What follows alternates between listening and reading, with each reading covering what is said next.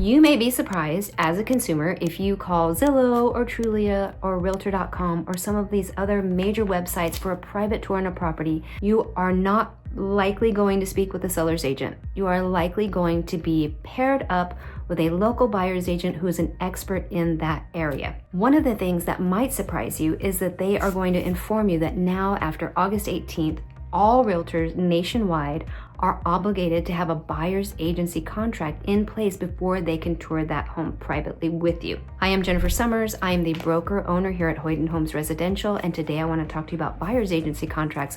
What are they? When do you need to have one filled out? And how are they an advantage to you? So we are getting lots of calls from consumers that want to tour private property, and they're a little disappointed that they can't go out as conveniently as they could before August 18th, before this rule was put in place. So one of the things that you need to know when you call to schedule a private tour is who you're speaking with. Sometimes you'll be speaking with a seller agent, but most often, if you don't already have a realtor, you will be paired up with a local buyer's agent, because most buyers in transactions do want someone representing their own interest and having loyalty to them and not to the other party. So most likely, these websites will pair you with someone like that, since generally speaking, most buyers do want to work with someone on their side. Now, one of the things that you should know is that it is extremely difficult to tour now casually with realtors.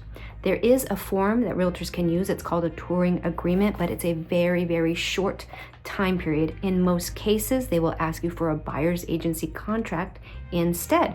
So you may want to schedule a meeting outside touring with that realtor or some realtors that you are interviewing to tell them a little bit about your journey, what you want, how long you think you'll be looking, and talk to them about hiring them as a buyer's consultant, a buyer's agent. Here in Texas, that buyer's agent contract can be signed for any area.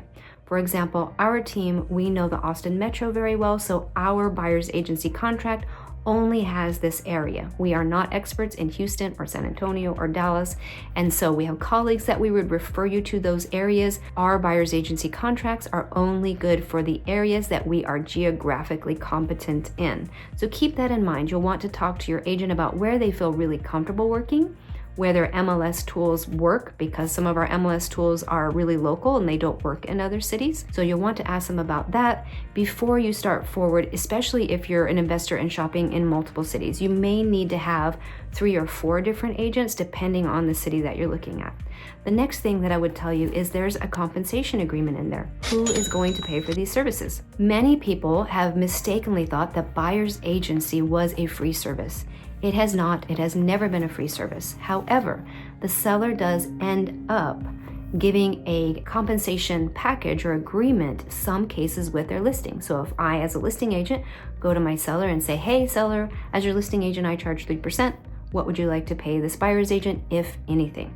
And the seller gets to choose what they want to offer as a compensation agreement for you to use buyer's agent services, because buyers are already paying down payment, closing costs, and if you add on compensation services above that, then their entry cost for the property gets really cost prohibitive. Real estate industry is structured in a way that that cost can be budgeted for by the seller to make it easier for the buyer to move forward with that offer. Now, some sellers are not offering any buyer's agent compensation, and that's okay. When that happens, your realtor will let you know this particular seller is not offering a buyer's agency compensation package. One thing we can do is we can negotiate for that. So when you make your offer will often include some compensation for your realtor, so that you'll have the offer price and then some closing costs if you're going to ask it, and possibly even add in your buyer's agent fees, your buyer's agent negotiated contract between you and your buyer. Whatever that fee is, you add it into your offer for the seller. We have been extremely successful in getting sellers to agree to buyer's agency compensation for our buyers, and in many, many cases, sellers already have that built into the package. In fact, new build generally always has some kind of compensation built in for you to use a realtor. And I would say right now, most sellers do as well. There's always that seller who decides it's not for them, and that's okay, because we can generally negotiate with the seller something that's a win-win with both parties. So don't let the fact that a seller might not be offering buyer's agency fees, don't let that fact keep you from seeing the house. You'll negotiate that item along with all the other items as part of your negotiation process. I hope this has helped you understand buyer's agency contracts and plot out a little bit of what you might be seeing as you get out there in the market.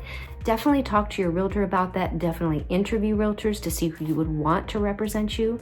We would love to be a resource for you here at Hoyden Homes Residential if you are looking in the Central Texas, Austin area. I hope you found this helpful, and I will see you out in the market.